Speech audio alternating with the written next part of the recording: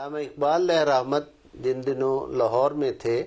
ان دنوں تعطیلات ہوئی موسم گرما کی، تو یہ اپنے گھر آئے۔ وکالت کی اس وقت پریکٹس کرتے تھے، یہ اپنے گھر آئے سیالکوٹ۔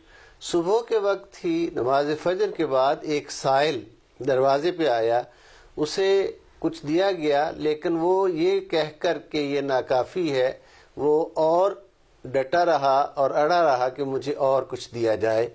علامہ اقبال رحمۃ اللہ علیہ جوان تھے، انہوں نے جا کر اسے پہلے زبان سے کہا، جب وہ نہ مانا تو انہوں نے اسے تھپڑ مار دیا۔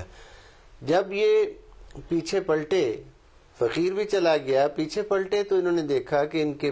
پشت پر ان کے والد گرامی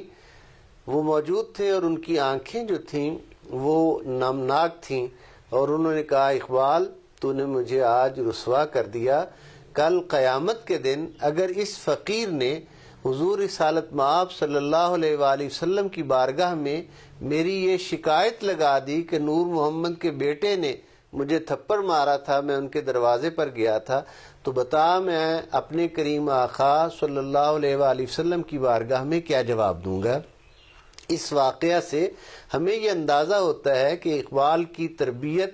کتنے اعلیٰ انداز سے، کتنے اعلیٰ اطوار سے ہوئی۔ وہ جو پوری زندگی عشق رسالت مآب صلی اللہ علیہ وآلہ وسلم کا پیغام دیتے رہے، اور مسلمانوں کو یہ سمجھاتے رہے کہ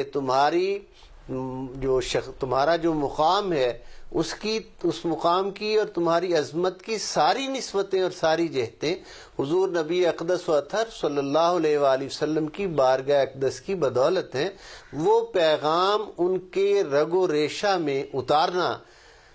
کس ہستی کا کام ہے؟ وہ یقیناً ان کے والد گرامی، والدہ کا پاکیزہ دودھ اور یہ تربیت تھی جس نے اقبال کو بنایا، سنوارا۔ ذہین بہت زیادہ تھے، خلاق عالم نے فیاضی کے ساتھ انہیں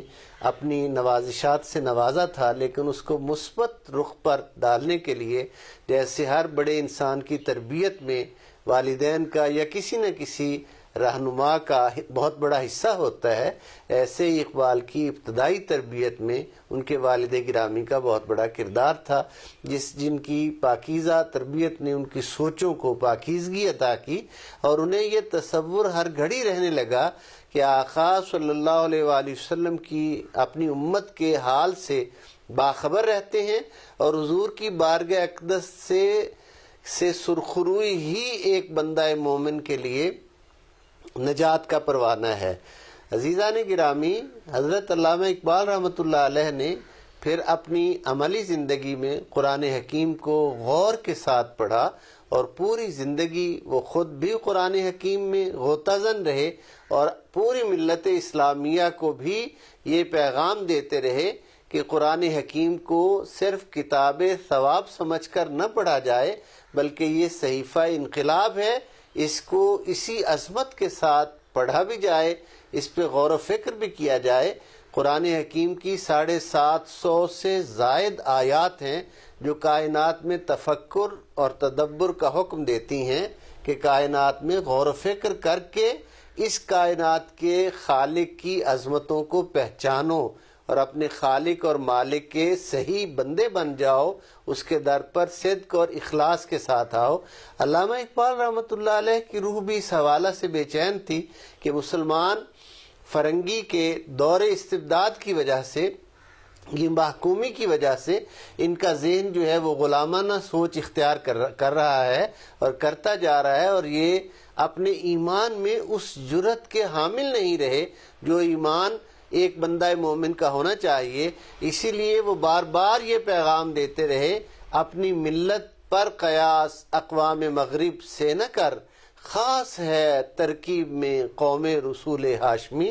حضور علیہ الصلوۃ والسلام کی نسبت غلامی جو ہے، یہی ایک بندہ مومن کا سب سے بڑا سرمایہ ہے۔ آج یہ پیغام نوجوان نسل کو بعض روشن خیال دانشور دیتے ہوئے نظر آتے ہیں کہ حضور علیہ السلام کی بارگاہ اقدس سے اس قدر والہانہ محبت جو ہے، اس کا سبق کیوں دیا جاتا ہے، اس پہ اصرار کیوں کیا جاتا ہے، جب ملت اور قوم کا وجود ہی حضور کی شان رحمت کا مظہر ہے اور حضور کی شان رحمت کا تصدق ہے تو پھر اور زور کس بات پر دیا جائے؟ زور تو اسی بات پہ دیا جائے گا جس سے وجود ممکن رہ سکتا ہے۔ اگر ہم اس نسبت غلامی کو نہ سمجھیں اور اپنے آپ کو اگر ہم اس صورتحال سے دوچار نہ کریں، یہی تو وہ فکر ہے جو بعد میں آگے بڑھتی ہے اور دو قومی نظریہ بنتی ہے۔ یہی فکر قیام پاکستان کی تحریک کا باعث ہے کہ حضور علیہ الصلوۃ والسلام کے غلام، خاص ہے ترکیب میں قوم رسول ہاشمی، حضور علیہ الصلوۃ والسلام کے غلام جو ہیں وہ آقا کی نسبت سے مانے جانے اور پہچانے جاتے ہیں۔ یہی دو قومی نظریہ ہے اور اسی کو علامہ اقبال رحمۃ اللہ علیہ نے آگے بڑھایا۔